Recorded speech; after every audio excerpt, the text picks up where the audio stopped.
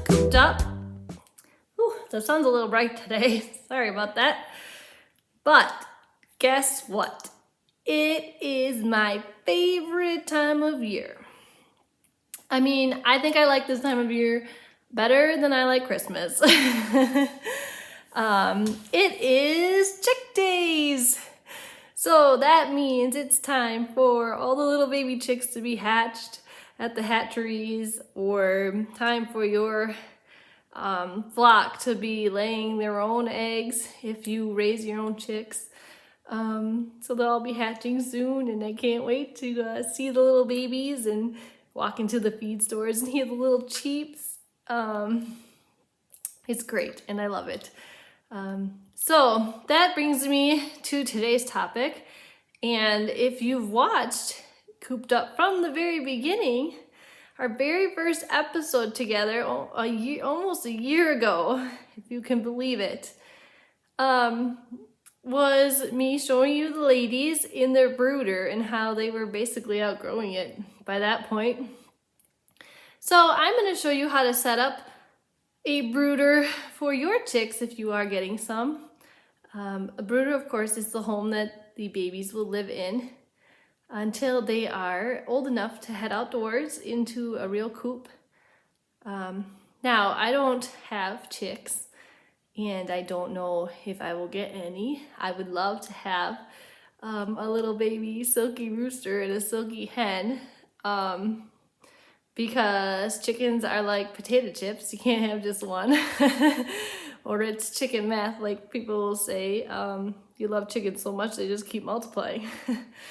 But for now, I'm just going to show you a basic brooder in case you are expecting your own little cheeps to enjoy. So let's take a look at the brooder. So I have the brooder set up here in the corner of my kitchen. And you definitely want to think about placement. I've got tile floors here, and I'm close to an outlet because I want to be able to plug in my heater for the chicks. And how I make a brooder is I use an old dog crate. Since we use this crate to puppy train, and it's just sitting around in my garage now that we don't need it, I find that works really well as a brooder. Because it has a plastic removable bottom tray, which you can see I've covered with newspaper. And if I were to have chicks, I would also fill it up with pine shavings, which makes a nice bedding for the babies. I use a cardboard box, and I cut strips of cardboard to go around the edges. This keeps the chicks from getting stuck in the wires of the dog crate. You know, those gaps there, because small little baby chicks can stick their heads or wings or feet right through. It also helps hold the wood chips in so I don't get shavings all over the place. But anything you use for a brooder, you want to make sure it has a top. Even though chickens don't really fly too much, those babies are going to get bigger and they're going to test out their wings. And if you do not have a lid, you will be surprised at how high they can jump and flop out. And if that happens, if they manage to escape somehow or get through a crack that you don't have closed up tightly, one, they could get cold and sick and actually perish if they are not warm enough. But they'll get into all kinds of mischief especially if you have them in your house or really anywhere. So you want to make sure your brooder is secure. So if I were to get chicks, this cardboard is sufficient enough for young ones. You know, a couple days old, maybe a week or so. As they get older, I'd have to put larger pieces of cardboard to raise the sides up a bit. But it's nice because I can also provide a roost for the ladies once they start to explore. Any little chick would like to climb on things, so I could put sticks or dowels through the bars of the cage, and the cardboard can help hold that up. And they would still be able to explore and learn and, prevent boredom. Now, in the corner there, I have what I call a mother hen. It's a chick heat plate, and it has adjustable legs. And what it does is it runs on electricity. That's why my brooder is placed close to an outlet. But it lets off radiant heat that the chicks can huddle underneath it and warm themselves up. The great thing about it with the adjustable legs, I have it set to a very high setting right now. It's very tall because the last time it was used, my chicks were almost ready to go outdoors on their own. So they needed more headspace. But if I were to be starting fresh with day-old babies, I would want to definitely lower that so that they just barely fit underneath. You don't want them suffocating or touching the heat plate too much, but you want it as low as possible in order to keep a nice warm temperature for them. Now, you can also see that I have a old fleece blanket on top of the crate, as well as a towel. The towel I would use when I take the ladies or baby chicks out, and we're gonna hold them and socialize with them and play with them, because chickens are definitely not potty trained.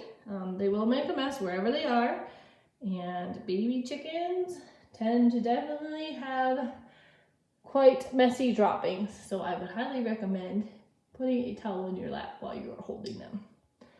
But the fleece blanket is for at night. When it gets dark out, the chicks will naturally calm down and quiet down, just like adult chickens do.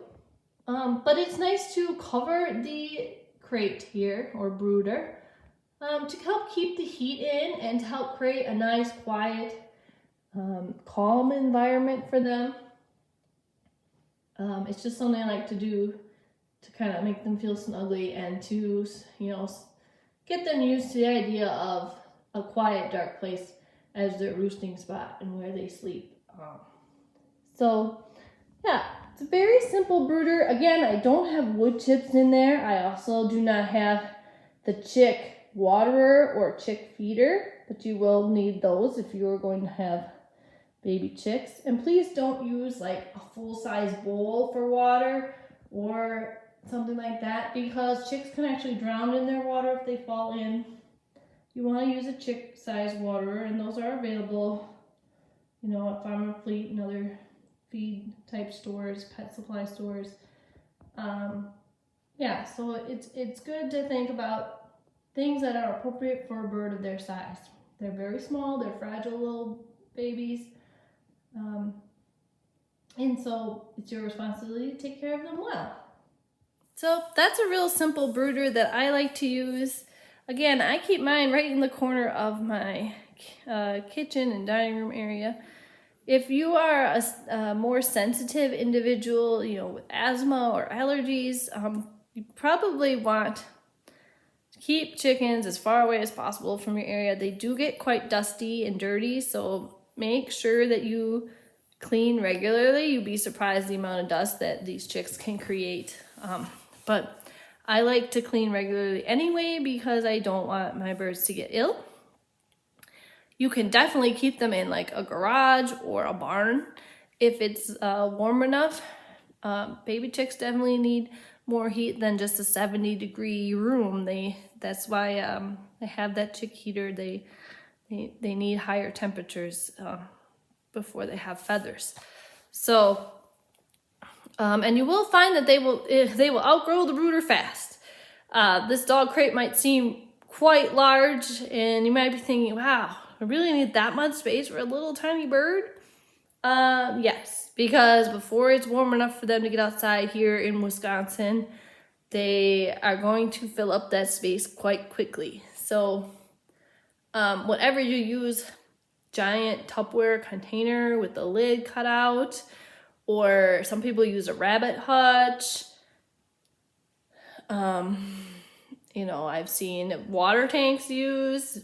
As long as you can put a lid on it and it has proper ventilation so they can breathe, and they can stay warm, and they won't get trapped in it in any way, it should work as a brooder. But you definitely want to have more space than you think you need, as long as you can keep them warm. Provide a warm space. So I hope you all are well and happy. I hope that if you are getting chicks, you find it's not too difficult to set up a brooder.